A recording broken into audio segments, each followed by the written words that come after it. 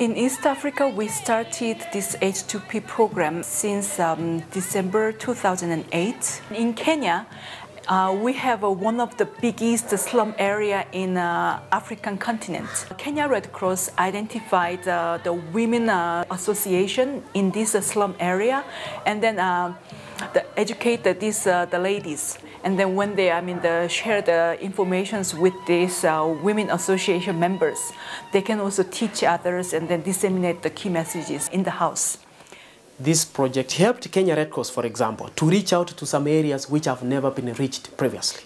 In Marigat, we tried to use the local administration, the chiefs, through the community health barazas, where we meet and discuss health matters of each site.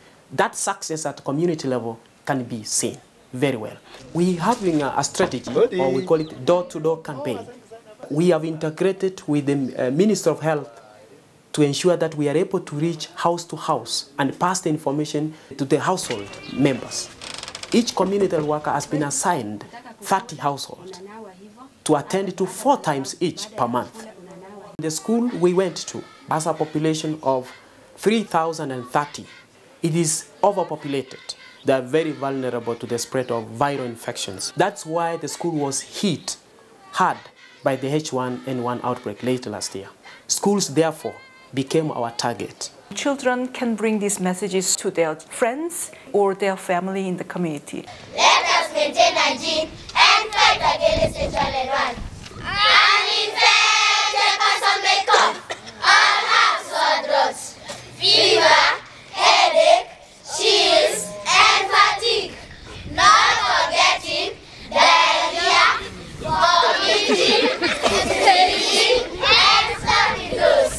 Let us maintain hygiene and fight against H1N1. In each project site, we reach out to the schools and try to pass the information on health education and prevention against H1N1 and swine flu and the rest.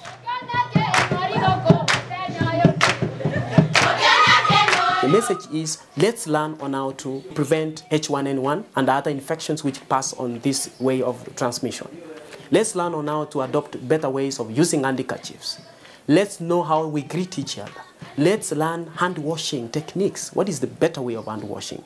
Wash your hands with a lot of water and soap while keeping a distance from the infected. Prevention is better than cure.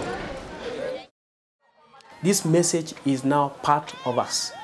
Our response system is ready because we have now the personal protective equipment which our volunteers can use when they are responding. We have a pool of trained volunteers. If there is an outbreak, say for example today, I will get a call immediately from the ministry, or it's me to call the ministry that this has happened. And our joint effort to respond, to mobilize, sensitize, quarantine, isolate, and refer are very clear. This project, we even used it recently when we had the outbreak of cholera because it's addressing hygiene.